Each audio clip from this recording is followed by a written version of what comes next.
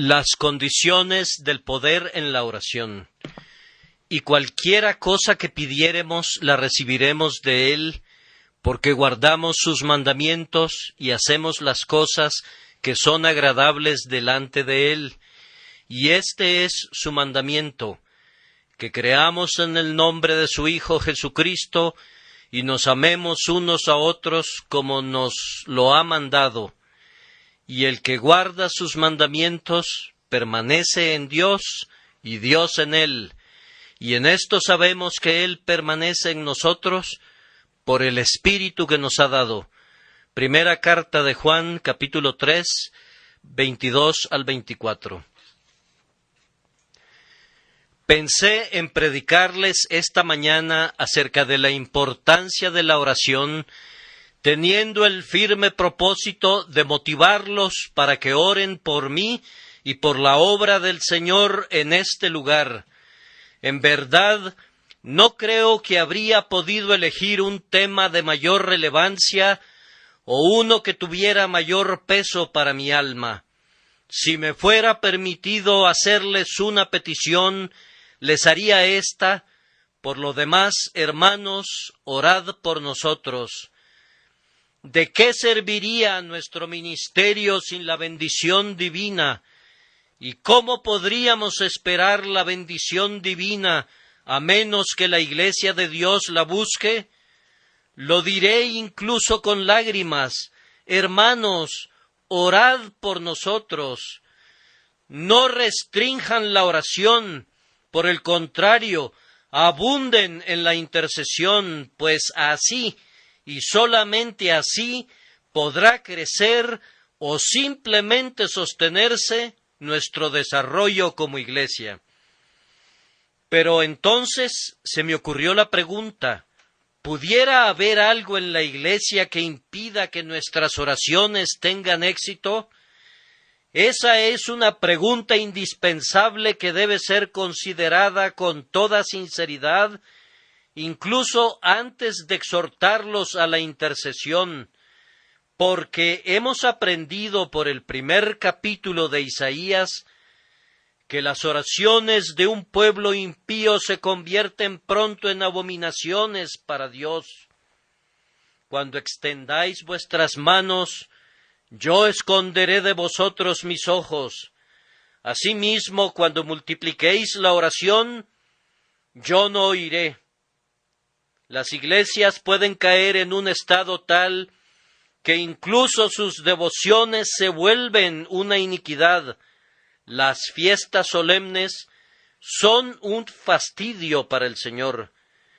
¿Podrían existir males en el corazón de cualquiera de nosotros que hicieran imposible que Dios, en consistencia con su propio carácter y sus atributos, prestar alguna consideración a nuestras intercesiones? Si veneramos a la iniquidad en nuestros corazones, el Señor no nos escuchará. De acuerdo a nuestro texto, hay algunas cosas que son esenciales para el éxito en la oración. Dios oirá toda oración verdadera, pero hay ciertas cosas que el pueblo de Dios debe poseer, pues de lo contrario sus oraciones no darán en el blanco. El texto nos dice, cualquier cosa que pidiéremos la recibiremos de Él, porque guardamos sus mandamientos y hacemos las cosas que son agradables delante de Él. Ahora, el día de hoy, el tema a considerar será los elementos esenciales para el poder en la oración, lo que debemos hacer, lo que debemos ser, lo que debemos tener, si vamos a prevalecer habitualmente con Dios en la oración. Aprendamos cómo convertirnos en otros Elías y Jacob. Primero, voy a considerar los elementos esenciales del poder en la oración. Debemos hacer unas cuantas distinciones de entrada. Entiendo que hay una gran diferencia entre la oración de un alma que está buscando misericordia y la oración de un hombre que ya es salvo. Yo le digo a cada persona presente, quien quiera que sea, que si busca sinceramente la misericordia de Dios por medio de Jesucristo, la tendrá. Cualquiera que hubiera sido tu condición previa de vida, si ahora buscas penitencialmente el rostro de Jehová a través del mediador designado, podrás encontrarlo. Si el Espíritu Santo te ha enseñado a orar, no lo dudes más, apresúrate a la cruz y recibe el descanso en Jesús para tu alma culpable. No cede ningún requisito previo para la primera oración del pecador, excepto la sinceridad. Pero tenemos que hablarles de manera diferente a quienes ya son salvos. Te has convertido ahora en miembro del pueblo de Dios, y aunque serás escuchado de igual manera que el pecador sería escuchado, y aunque encontrarás diariamente la gracia necesaria como la que cada buscador recibe en respuesta a su oración, ahora eres un hijo de Dios y estás bajo una especial disciplina específica para la familia regenerada. En esa disciplina, las respuestas a la oración ocupan una elevada posición y son de un uso eminente. Hay algo que el creyente debe gozar además de la salvación. Hay mercedes y bendiciones y consuelos y favores que hacen que su vida presente sea útil, feliz y honorable, pero estas cosas están íntimamente vinculadas a su carácter. No son elementos vitales en cuanto a la salvación. Lo vital es poseído por el creyente incondicionalmente, pues son condiciones del pacto. Pero ahora nos estamos refiriendo a los honores y a las exquisiteces de la casa, que son otorgados o retenidos según sea nuestra obediencia como hijos del Señor. Si ustedes descuidan las condiciones que conllevan, su Padre Celestial no se los otorgará. Las bendiciones esenciales del pacto de la gracia permanecen sin condiciones. La invitación a buscar misericordia está dirigida a quienes no tienen idoneidad de ningún tipo, excepto su necesidad. Pero habiendo entrado a la familia divina como hombres y mujeres salvos, ustedes descubrirán que otras bendiciones electas son otorgadas o denegadas de acuerdo a nuestra atención a las reglas del Señor para su familia. Para darles un ejemplo común, si algún hambriento estuviera a su puerta y les pidiera pan, ustedes se lo darían, independientemente de cuál fuera su carácter. De la misma manera le dan alimento a su hijo, independientemente de cuál sea su comportamiento. Ustedes no le negarán nada a su hijo que sea necesario para la vida. Nunca seguirían ningún curso de disciplina en su contra como para negarle su necesario alimento o el vestido que le proteja del frío. Pero hay muchas otras cosas que su hijo podría desear y que ustedes le darían si es obediente, pero que no le darían si fuera rebelde con ustedes. Creo que eso ilustra la forma en que el gobierno paternal de Dios rige este asunto. Entiendan también que el texto se refiere no tanto a que Dios oirá de vez en cuando la oración de sus siervos, pues eso hará, aun cuando sus siervos anden extraviados de Él, o cuando Él oculta su rostro de ellos. pero el poder en la oración expresado aquí es un poder continuo y absoluto con Dios, de tal manera que, para citar las palabras del texto, cualquiera cosa que pidiéremos, la recibiremos. Para esta oración hay ciertos prerequisitos y elementos esenciales de los cuales tendremos que hablar ahora, y el primero es obediencia infantil. Cualquiera cosa que pidiéremos, la recibiremos de Él, porque guardamos sus mandamientos. Si estamos desprovistos de obediencia, el Señor podría decirnos lo que le dijo a su pueblo Israel: mas vosotros me habéis dejado y habéis servido a dioses ajenos, por tanto, yo no os libraré más. Andad y clamad a los dioses que os habéis elegido. Cualquier padre les dirá que si él concediera la petición de un hijo desobediente, estaría estimulando la rebelión en la familia y se tornaría imposible que pudiera gobernar su propia casa. Es a menudo pertinente que el padre le diga: hijo mío, ¿no escuchaste lo que te acabo de decir, y por eso no puedo escuchar lo que tú me dices? No se trata de que el padre no le ame, sino que debido al amor de su hijo, y por causa de ese amor, se siente obligado a mostrar su disgusto, denegando la petición de su vástago descarriado. Dios actúa con nosotros como deberíamos actuar con nuestros hijos contumaces, y si ve que vamos a caer en pecado y a transgredir, como parte de su amable disciplina paternal nos dice: cuando clames a mí, no daré cabida a tu petición. Cuando me supliques, no te oiré, no te destruiré. Serás salvo, tendrás el pan de vida y el agua de vida, pero no recibirás nada más. Los festines de mi reino te serán denegados, y no poseerás ninguna otra cosa, incluyendo el predominio especial de tu oración.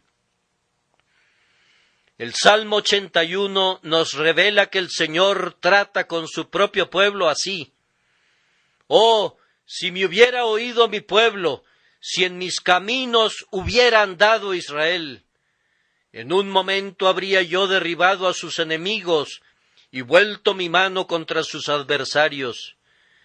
Les sustentaría Dios con lo mejor del trigo, y con miel de la peña les saciaría. Vamos, si al hijo desobediente de Dios se le pusiera en sus manos la promesa: todo lo que pidiereis en oración, lo recibiréis, con seguridad pediría algo que lo apoyara en su rebelión. Pediría una provisión para sus propias lascivias y ayudas para su rebelión. Esto no puede ser tolerado nunca. ¿Acaso Dios favorecería nuestras corrupciones? ¿Acaso alimentaría las llamas de la pasión carnal? Un corazón obstinado tiene ansias de una mayor libertad para poder ser más obstinado. Un espíritu altivo anhela una elevación mayor para poder ser todavía más arrogante. Un espíritu holgazán pide una mayor quietud para poder ser más indolente. Y un espíritu dominante pide más poder para gozar de mayores oportunidades para la opresión. Según es el hombre, así serán sus peticiones. Un espíritu rebelde ofrece oraciones orgullosas y obstinadas. ¿Acaso Dios oirá tales oraciones? No puede ser. Nos dará lo que pidamos si guardamos sus mandamientos. Pero si nos tornamos desobedientes y rechazamos su gobierno, Él también rechazará nuestras oraciones y dirá: si anduviereis conmigo en oposición, yo también andaré con ustedes en oposición. Con los difíciles de soportar, yo me mostraré difícil de soportar. Felices seremos si por la gracia divina podemos decir con David: lavaré en inocencia mis manos, y así andaré alrededor de tu altar, oh Jehová. Esta no sería nunca una perfecta obediencia, pero sería al menos inocencia del amor al pecado y de la rebelión voluntaria contra Dios. Junto a esto, hay otro elemento esencial para la oración victoriosa, es decir, reverencia infantil. Adviertan la siguiente frase: recibimos lo que pedimos porque guardamos sus mandamientos y hacemos las cosas que son agradables delante de Él. Cuando los niños han recibido un mandamiento de su padre, no se les permite que cuestionen su validez o sabiduría. La obediencia termina donde comienza el cuestionamiento.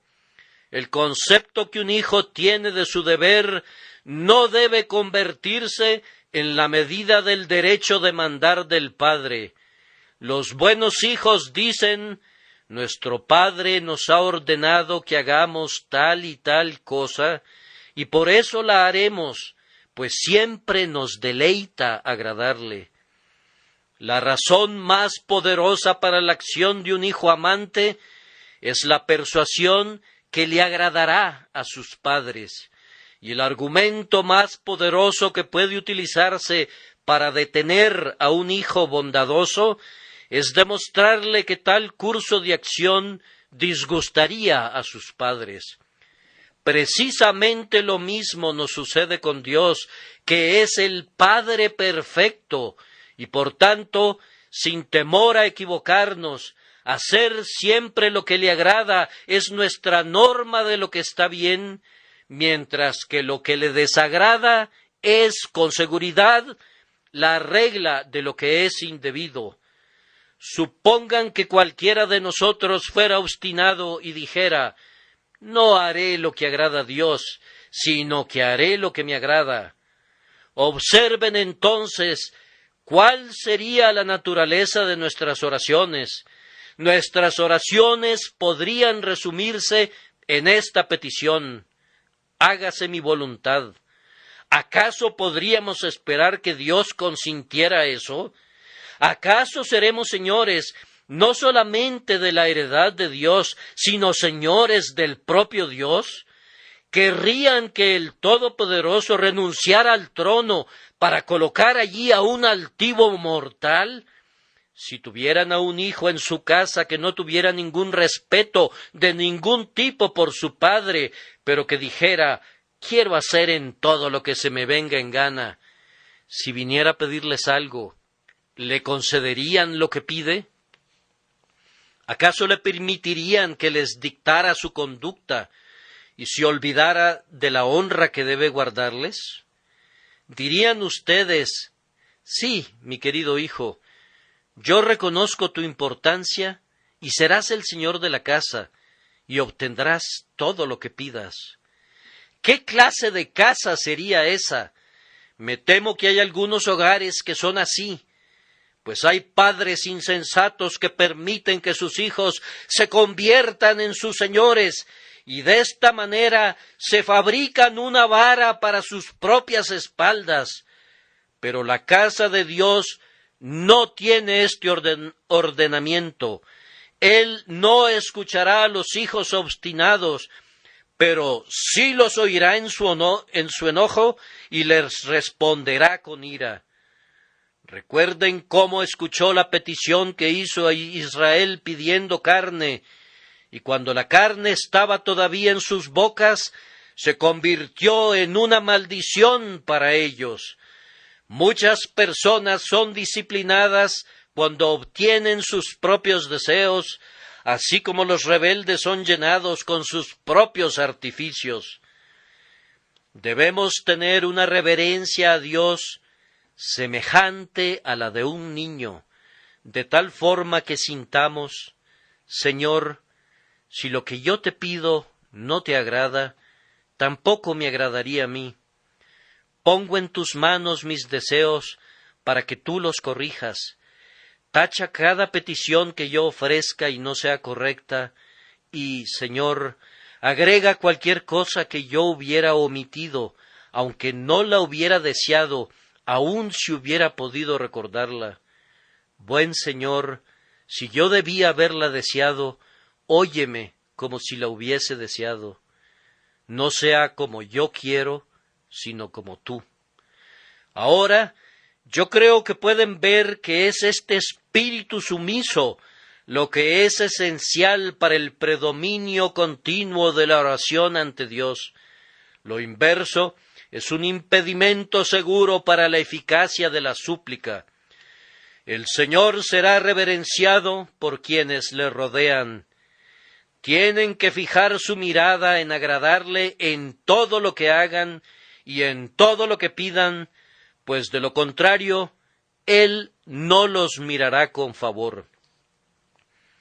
En tercer lugar, el texto sugiere la necesidad de una confianza infantil, y este es su mandamiento, que creamos en el nombre de su Hijo Jesucristo. En todas partes de la Escritura se habla de la fe en Dios como de algo necesario para una oración exitosa. Debemos creer que hay un Dios y que es galardonador de los que le buscan, pues de lo contrario no habríamos orado del todo. En proporción a nuestra fe será el éxito de nuestra oración. Una regla vigente del reino es: conforme a vuestra fe os sea hecho. Recuerden cómo habla el Espíritu Santo por boca del apóstol Santiago.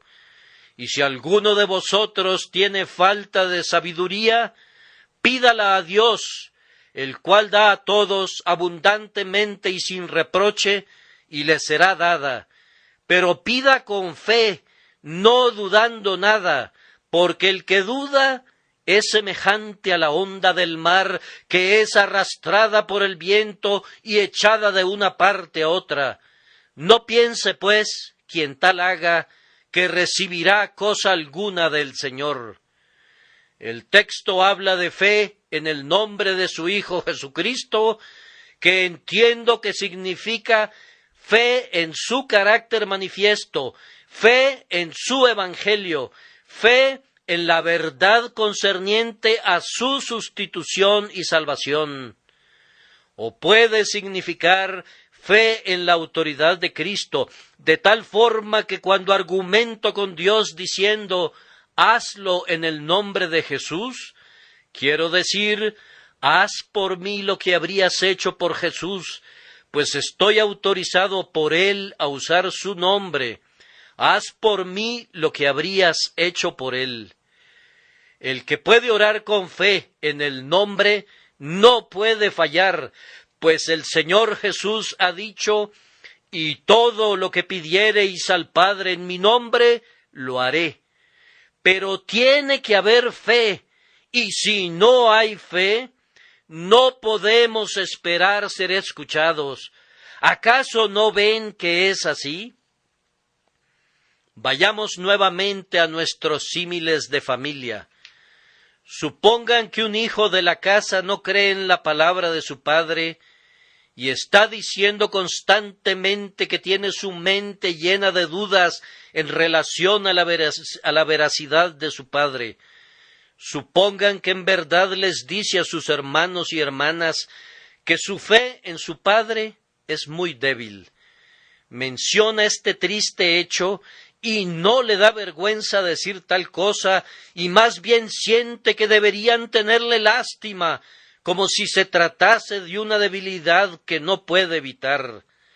De alguna manera u otra, no cree que su padre diga la verdad, y declara que aunque procura creer en la promesa de su padre, no puede hacerlo.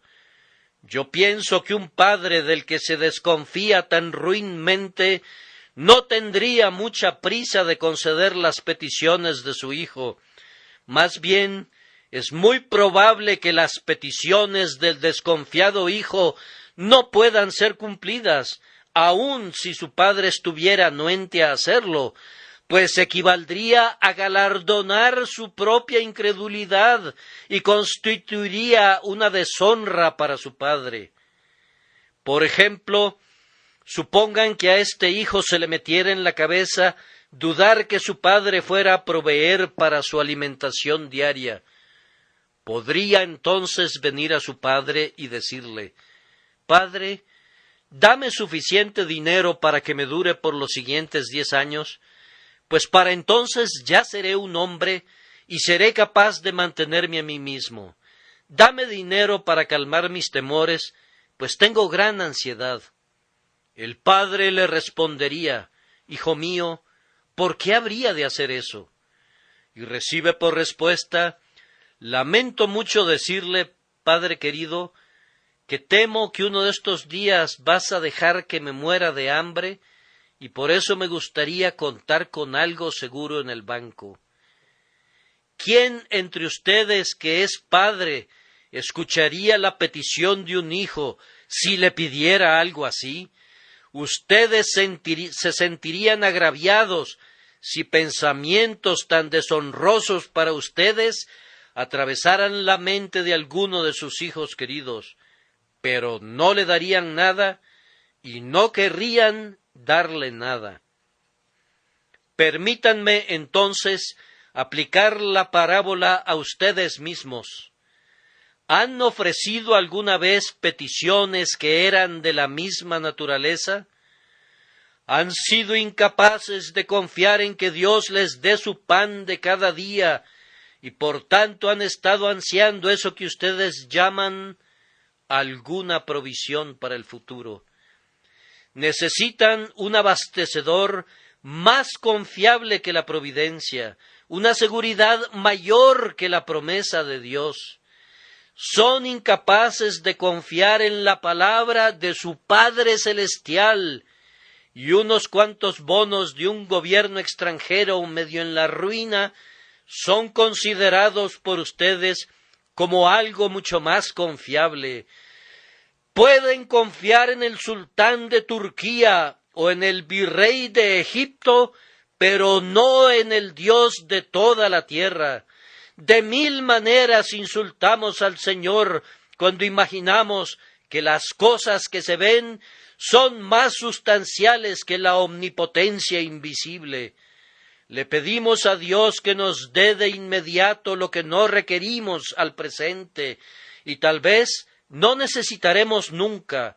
En el fondo, la razón para tales deseos puede ser encontrada en una ignominiosa desconfianza para con Él, que nos lleva a imaginar que requerimos de grandes provisiones para asegurar nuestra existencia.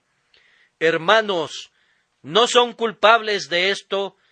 ¿Acaso esperan que el Señor ayude e instigue su necedad? ¿Acaso Dios favorecerá su desconfianza? Les dará montones de oro corruptible y de plata que hurtan los ladrones, y baúles de vestidos que servirán de alimento a la polilla. Quisieran que el Señor actuara como si admitiera la validez de sus sospechas y reconociera su infidelidad.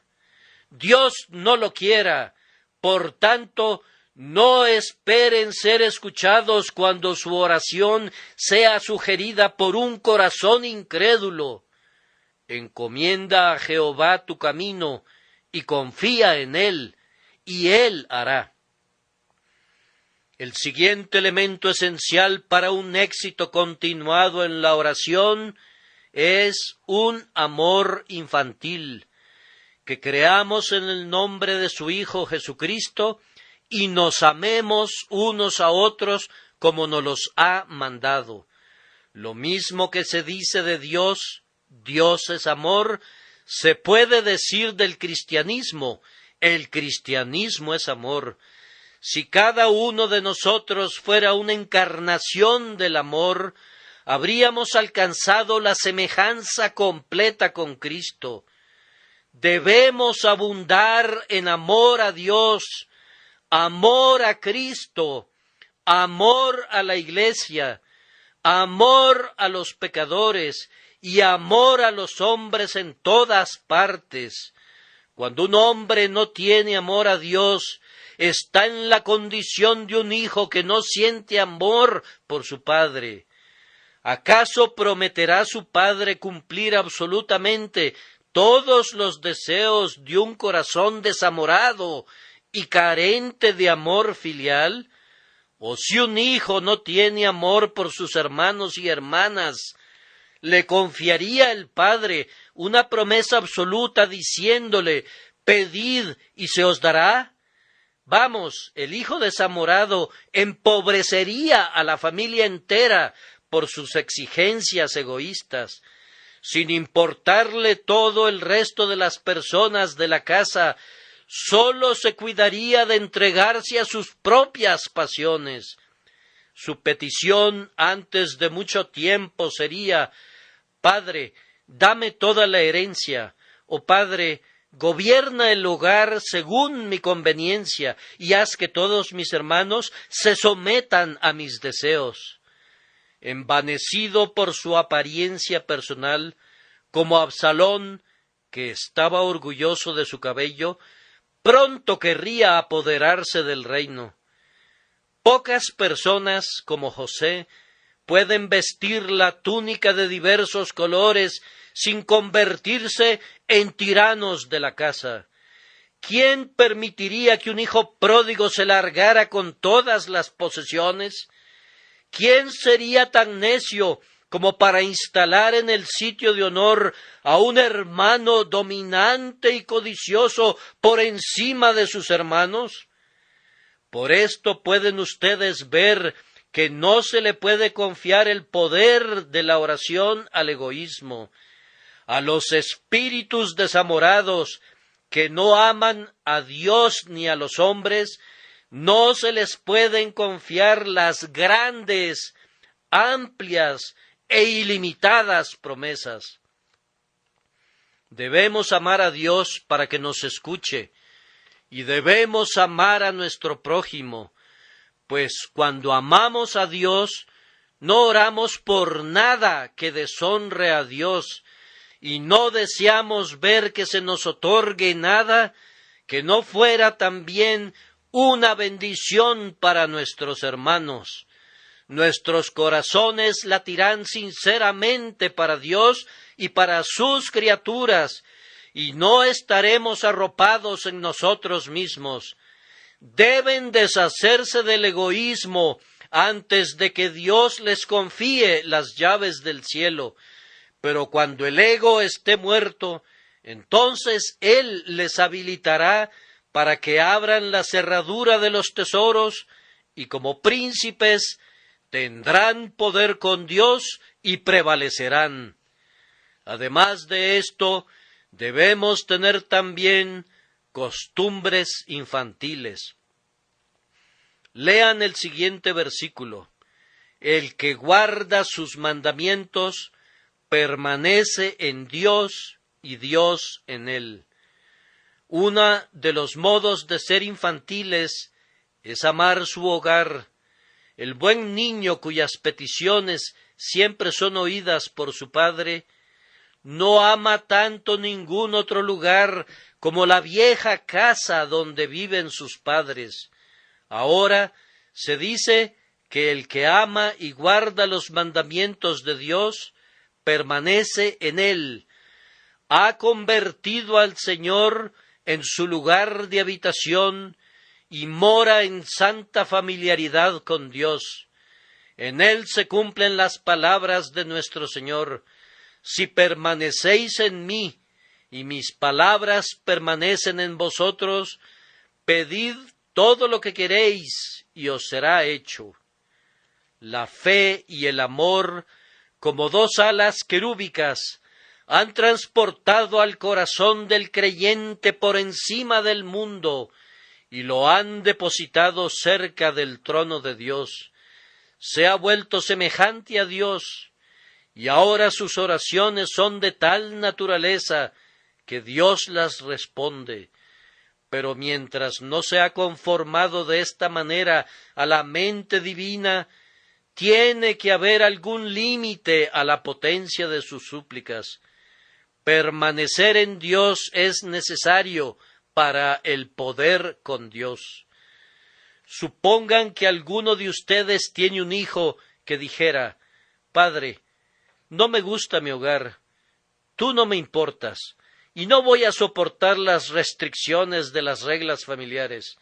Voy a vivir con extraños, pero fíjate, Padre, que voy a venir a ti cada semana y te voy a pedir muchas cosas, y esperaré que tú me concedas lo que te pida.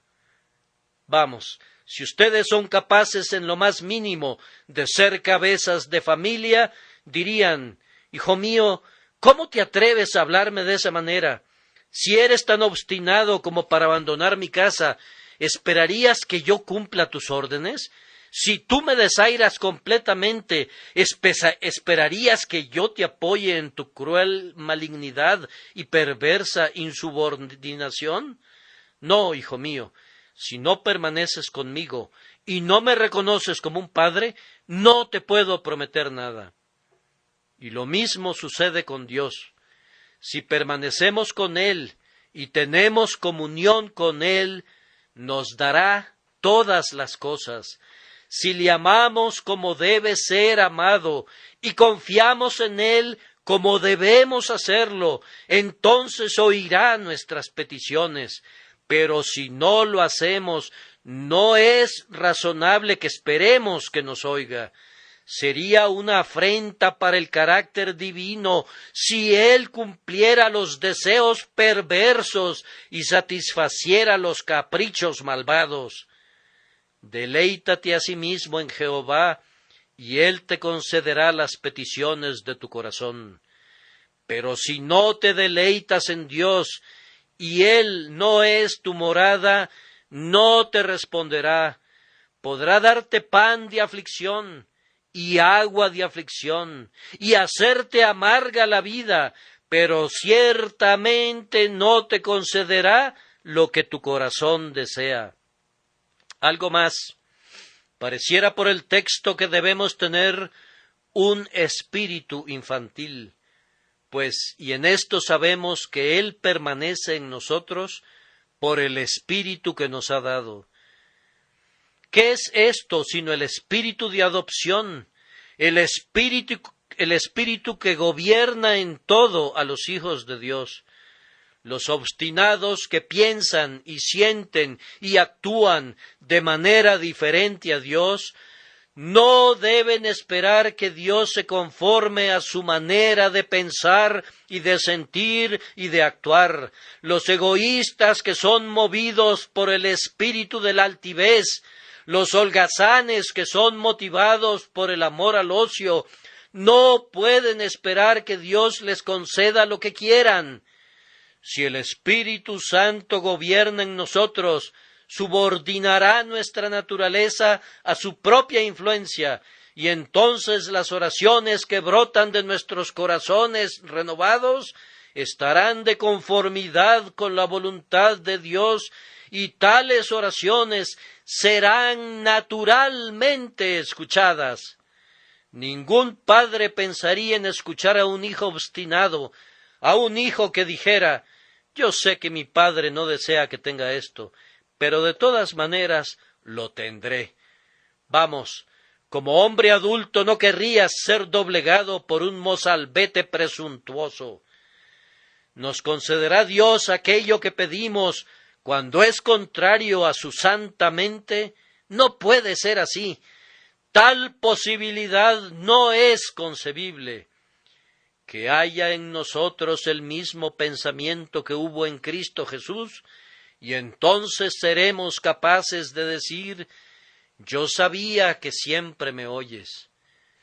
Pero debemos proseguir y ocupar nuestra atención durante unos cuantos minutos con otra sección del mismo tema. En segundo lugar, observaremos el poder de estos elementos esenciales. Si están en nosotros y están en abundancia, nuestras oraciones no pueden ser estériles o sin provecho. Primero, si tenemos fe en Dios, no hay duda de que Dios oirá nuestra oración. Si podemos alegar en fe el nombre y la sangre de Jesús, debemos obtener respuestas de paz. Pero 1000 objeciones son sugeridas. Supongan que estas oraciones tengan que ver con las leyes de la naturaleza. Entonces, los científicos estarían en contra nuestra. ¿Cómo? Yo me gloriaré en darles a estos científicos espacio suficiente y casi diría darles suficiente cuerda.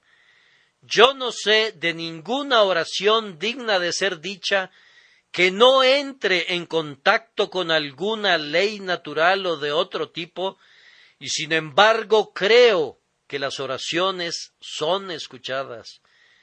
Se dice que Dios no cambiará las leyes de la naturaleza por nosotros, y yo replico, ¿quién dijo que lo haría? El Señor tiene formas de responder a nuestras oraciones, independientemente de obrar milagros o suspender las leyes. Él solía responder la oración por medio de milagros, pero como les he dicho a menudo, esa parece una forma más burda de lograr su propósito. Es como detener una gran máquina por un resultado pequeño, pero Él sabe cómo lograr sus fines y oír nuestras oraciones por medios secretos que desconozco. Tal vez haya otras fuerzas y leyes que ha dispuesto para que actúen justo en determinados momentos, cuando la oración también actúa, leyes tan fijas y fuerzas tan naturales como aquellas que nuestros estudiosos científicos han sido capaces de descubrir. Los hombres más sabios desconocen muchas de las leyes que gobiernan el universo. Es más, sólo conocen una pequeña proporción de esas leyes. Nosotros creemos que las oraciones de los cristianos son una parte de la maquinaria de la providencia, dientes de la grandiosa rueda del destino, y cuando Dios guía a sus hijos a orar, ya ha puesto en movimiento una rueda que tiene que producir el resultado solicitado, y las oraciones ofrecidas se están moviendo y son parte de esa rueda. Si sólo hay fe en Dios, Dios tiene que oír la oración, o dejaría de existir y cesaría de ser veraz. El versículo anterior al texto dice, si nuestro corazón no nos reprende, confianza tenemos en Dios, y cualquiera cosa que pidiéremos, la recibiremos de Él.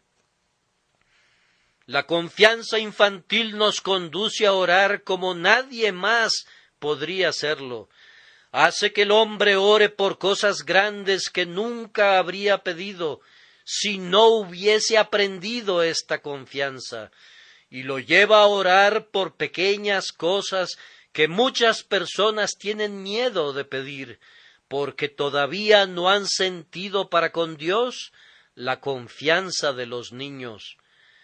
A menudo he pensado que se requiere mayor confianza en Dios para pedirle algo pequeño que para pedirle cosas grandes. Nos imaginamos que nuestras cosas grandes son un poco más dignas de la consideración de Dios, aunque en verdad son muy pequeñas para Él. Y luego nos imaginamos que nuestras cositas son tan irrelevantes que sería casi un insulto traerlas delante de Él.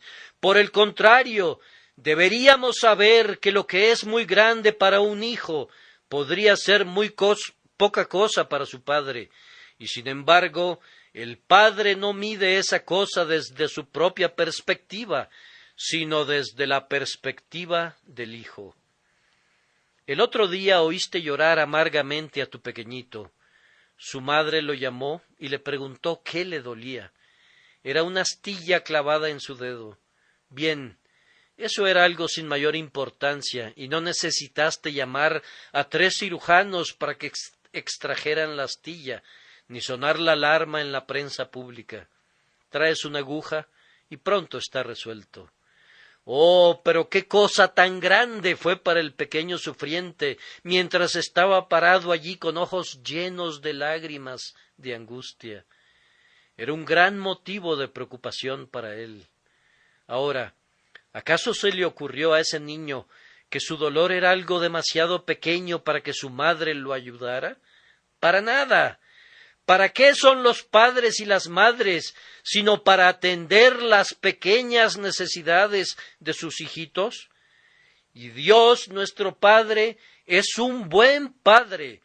Él se compadece de nosotros como los padres se compadecen de sus hijos, y condesciende con nosotros. Él cuenta el número de las estrellas, y a todas ellas llama por sus nombres, y también sana a los quebrantados de corazón, y venda sus heridas. El mismo Dios que enciende al sol ha dicho: no apagaré el pábilo que humeare. Si ustedes tuvieran confianza en Dios, traerían delante de Él sus cosas grandes y sus cositas, y nunca defraudará su confianza, pues Él ha dicho que la confianza en Él no será avergonzada ni afrentada por todos los siglos. La fe tendrá éxito, pero además el amor tendrá éxito también, pues ya hemos visto que el hombre que ama en el sentido cristiano está en armonía con Dios. Si limitan su amor a su propia familia, no deberían esperar que Dios les responda, pues no tomará en cuenta las oraciones reducidas a ese círculo. Si un hombre ama su pequeño yo propio y espera que la cosecha de trigo de todas las demás personas se pierda para que su producto alcance un mayor precio, ciertamente no puede esperar que el Señor esté de acuerdo con ese egoísmo malvado. Si un hombre tiene suficiente corazón para abrazar a todas las demás criaturas de Dios con su afecto, mientras sigue orando especialmente por la familia de la fe, sus oraciones serán acordes con la mente divina. Su amor y la bondad de Dios corren lado a lado. Aunque el amor de Dios es como un potente río caudaloso y el suyo es como un arroyuelo semiseco, ambos corren en la misma dirección y llegarán al mismo destino. Dios oye siempre las oraciones de un hombre amoroso, porque esas oraciones son las sombras de sus propios decretos. Además, el hombre de obediencia es el hombre a quien Dios oye, porque su corazón obediente le conduce a orar humildemente y con sumisión, pues siente que su más elevado deseo es que la voluntad del Señor sea hecha. Por esta razón, el hombre de obediente corazón ora como un oráculo, sus oraciones son profecías. ¿Acaso no es uno con Dios? ¿Acaso no desea y pide exactamente lo que Dios quiere? ¿Cómo podría no dar en el blanco una flecha disparada por tal arco? Si tu alma está sintonizada con el alma de Dios, desearás los propios deseos de Dios. La dificultad radica en que no nos mantenemos, como dice la expresión, en rapport con Dios, en una relación con Dios. Pero si lo hiciéramos, entonces tocaríamos la misma nota que toca Dios, y aunque la suya sonaría como un trueno y la nuestra como un susurro, sin embargo habría una perfecta concordancia. La nota tocada por la oración en la tierra coincidiría con la nota emitida por los decretos del cielo. Además, el hombre que vive en comunión con Dios tendrá con seguridad éxito en la oración, porque si permanece en Dios y Dios en él, deseará lo que Dios desea. El creyente que está en comunión con el Señor desea el bien del hombre, y lo mismo hace Dios. Desea la gloria de Cristo, y lo mismo desea Dios. Desea la prosperidad de la Iglesia, y lo mismo desea Dios. Desea ser él mismo un modelo de santidad, y Dios también lo desea. Si ese hombre tuviera en cualquier momento un deseo que no es conforme a la voluntad de Dios, sería el resultado de la ignorancia, viendo que el hombre es solo un hombre y no Dios, y aun en su mejor situación se equivoca. Pero él subsana este defecto por la vía de la oración, que siempre tiene este agregado al final: Señor, si he pedido algo en esta oración que no sea acorde con tu mente, te suplico que no me oigas.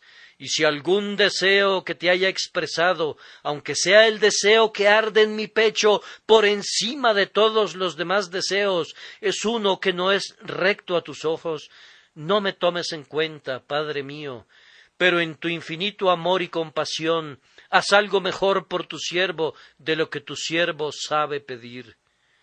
Ahora, cuando una oración es expresada así, ¿cómo podría fallar? El Señor mira por las ventanas del cielo y ve esa oración que se dirige hacia Él, justo como Noé vio a la paloma que regresaba al arca, y extiende su mano a esa oración.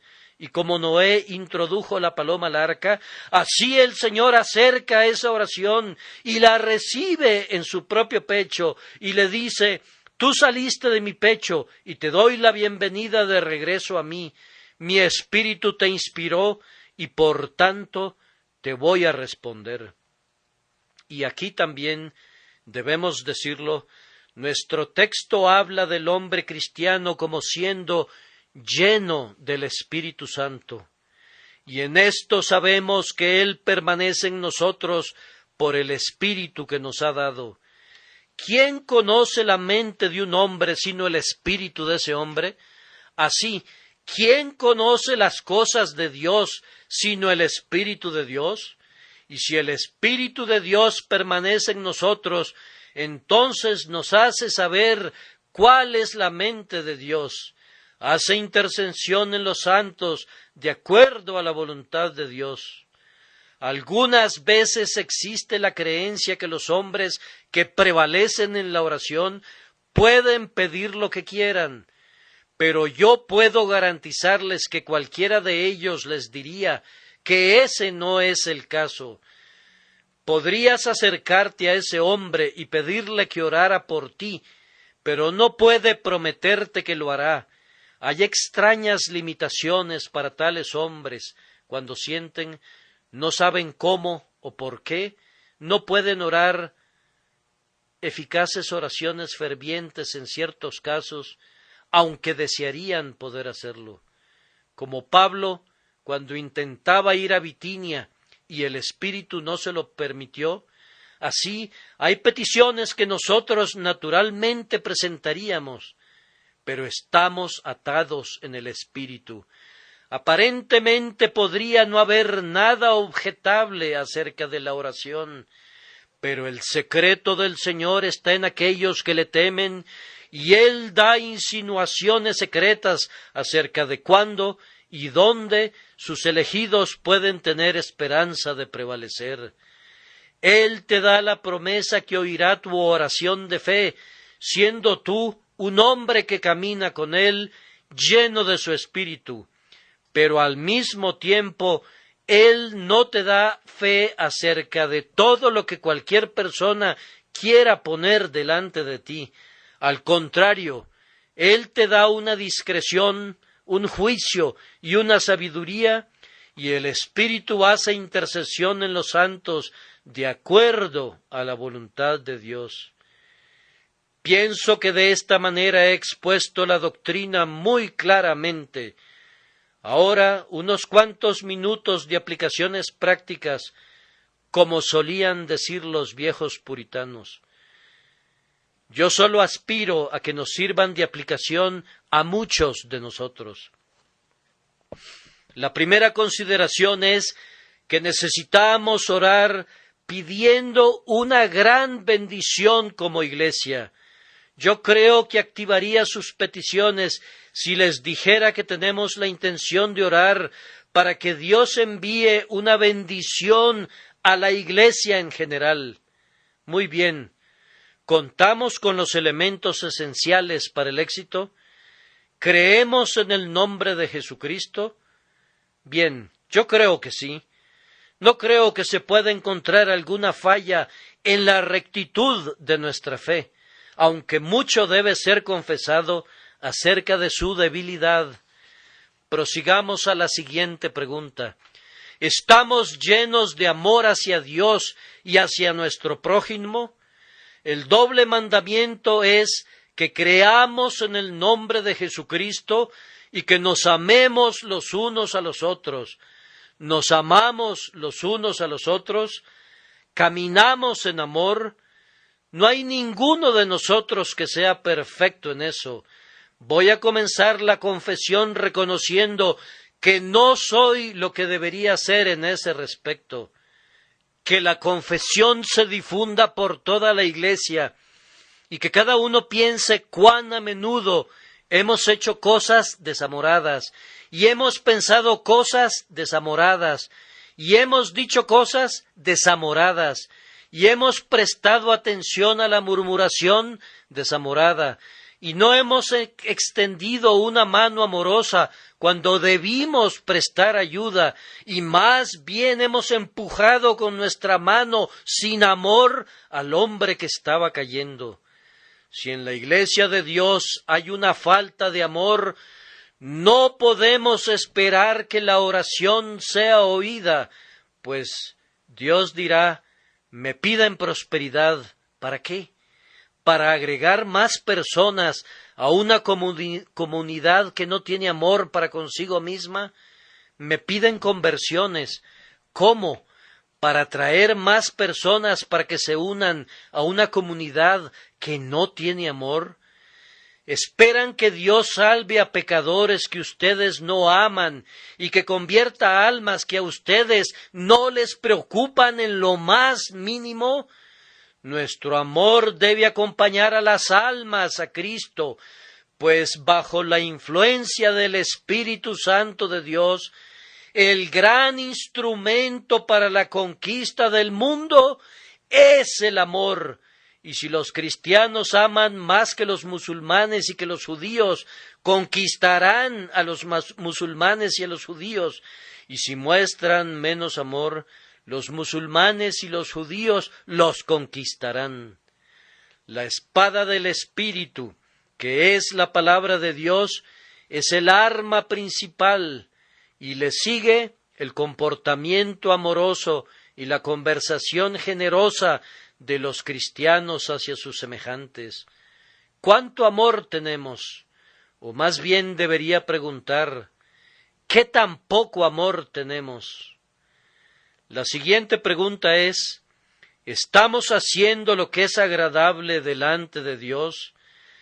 No podemos esperar respuestas a la oración si no lo estamos haciendo.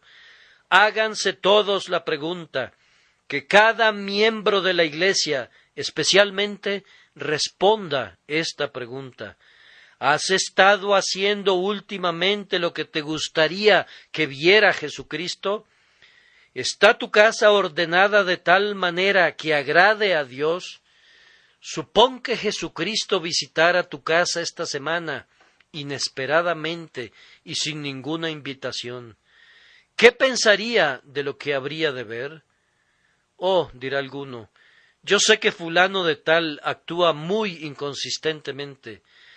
Amigo, te pido que pienses en ti. Ese es el punto. Corrígete a ti mismo. A menos que los miembros de la Iglesia de Dios hagan lo que es agradable a sus ojos, trancan la puerta para que no entre el crecimiento, impiden que las oraciones de la Iglesia tengan éxito. ¿Quién desea ser el hombre que entorpezca el camino del crecimiento de la Iglesia de Dios debido a la inconsistencia de su conducta? ¿Quién será culpable de algo así? Que Dios perdone a algunos de ustedes. Podríamos hablar de algunos incluso llorando, pues hay, aunque profesan ser seguidores de Jesucristo, son tan inconsistentes que no son amigos, sino enemigos de la cruz de Cristo. La siguiente pregunta es, ¿permanecemos en Dios? El texto dice que si guardamos sus mandamientos, Dios permanece en nosotros y nosotros en Él. ¿Es así? Quiero decir, durante el día, ¿pensamos en Dios? ¿En nuestro negocio permanecemos todavía en Dios? Un cristiano no es alguien que corra a Dios en la mañana y otra vez por la noche y lo use como un abrigo y como un suplente, como acostumbra hacerlo la gente con un arco o un pórtico, al que corren para protegerse de un aguacero, sino que debemos permanecer en Dios y vivir en Él desde la salida del sol hasta el ocaso, haciéndolo el objeto de nuestra meditación y caminando como delante de Él, sintiendo siempre, tú eres Dios que ve. ¿Qué sucede con ustedes, queridos amigos? Que la pregunta circule de banca en banca y de corazón en corazón y de mente en mente. Que cada uno responda por sí mismo. Por último, ¿nos mueve a actuar el Espíritu de Dios o se trata de otro espíritu? Esperamos en Dios diciendo, Señor, que tu Espíritu me diga qué decir en este caso y qué hacer. Gobierna mi juicio, subyuga mis pasiones, mantén abatidos mis bajos impulsos y que tu Espíritu me guíe. Señor, sé para mí mejor que yo mismo, sé alma y vida para mí, y en el triple reino de mi espíritu, alma y cuerpo, buen Señor, sé tú, Supremo Señor, para que en cada provincia de mi naturaleza tu ley pueda ser erigida y tu voluntad obedecida.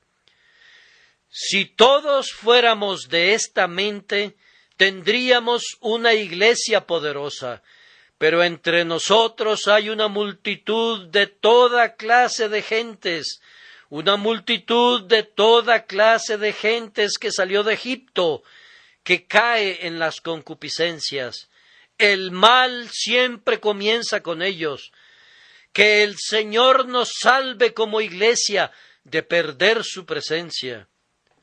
La multitud de toda clase de gentes debe estar con nosotros para probarnos, pues el Señor ha dicho, dejad crecer juntamente lo uno y lo otro hasta la siega, y si intentamos erradicar la cizaña, también estaríamos arrancando el trigo.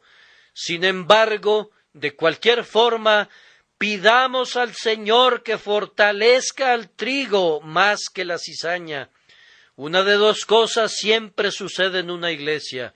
Una es que el trigo ahogue a la cizaña, o que la cizaña ahogue al trigo. Que Dios nos conceda que el trigo domine a la cizaña en nuestro caso.